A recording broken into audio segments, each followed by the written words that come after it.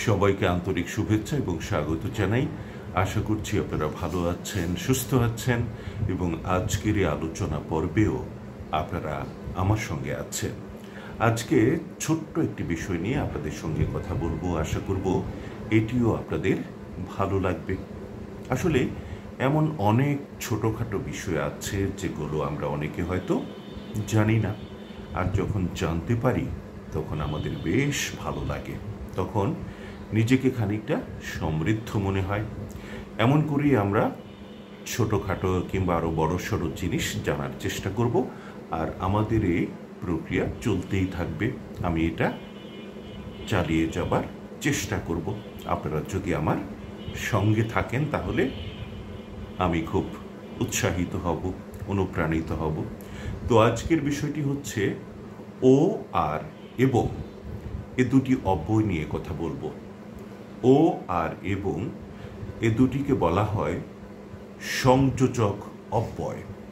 এ দুটোরই কাজ হচ্ছে দুটি শব্দ বা দুটি বাক্যাংশকে সংযুক্ত করা বা একটার সঙ্গে আরেকটার সংযোগ বা যোগাযোগ স্থাপন করা। এ দুটিরই এই কাজ। তবে ও এর ব্যবহারটা একরকম আর এবং এর ব্যবহারটা খানিকটা অন্যরকম।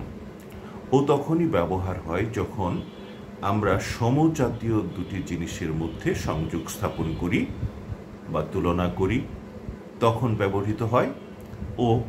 যেমন করিম ও রহিম, রাম ও শ্যাম, এরা দুজনই মানুষ, দুই জায়গাতে দুজনই মানুষ, কিন্তু তাদের মধ্যে একটা যোগাযোগ আছে কিংবা তাদের মধ্যে একটা যোগাযোগ স্থাপিত হয় ও এর মাধ্যমে। বোঝা গেল বিষয়টা? এবারে আসি এবং এর প্রসঙ্গে। এবংটা হচ্ছে দুটি ভিন্নতর বিষয়কে সংযুক্ত করা। সেটা শব্দও হতে পারে, আবার বাক্যাংশও হতে পারে। যেমন আমি বললাম, আদনান সাহেব নাচ জানেন এবং গানও জানেন। এখানে আদনান সাহেবের দুটি গুণের প্রকাশ পেল। একটি হচ্ছে আদনান সাহেব নাচ জানেন, আরেকটি হলো এবং তিনি গানও জানেন। নাচ এক ধরনের ক্রিয়া, আর হচ্ছে গানটা আরেক ধরনের, দু ধরনের বিষয়। দুটোকে যখন আমরা যুক্ত করলাম তখন এবং ব্যবহার করলাম। এই হচ্ছে দুটির মধ্যে মূল তফাৎ। কাজেই বোঝা গেল যে দুটি সমজাতীয় বস্তু, বিষয় বা জিনিসের মধ্যে সংযোগ স্থাপন করার জন্য আমরা ও এর ব্যবহার করি, আর যখন দুটি ভিন্নতর জিনিস ব্যবহার করি তখন আসে এবং। আশা করি বিষয়টি আপনাদের কাছে একেবারে পরিষ্কার হয়ে গেছে।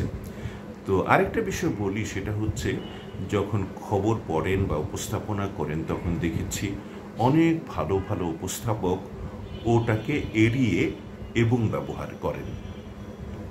তো এটা সমস্যাটা আমি বোঝার চেষ্টা করলাম। একজনকে আমি একদিন বললাম যে আপনি যে সব জায়গাতে এবং ব্যবহার করেন, এর কারণটা কি বলুন তো?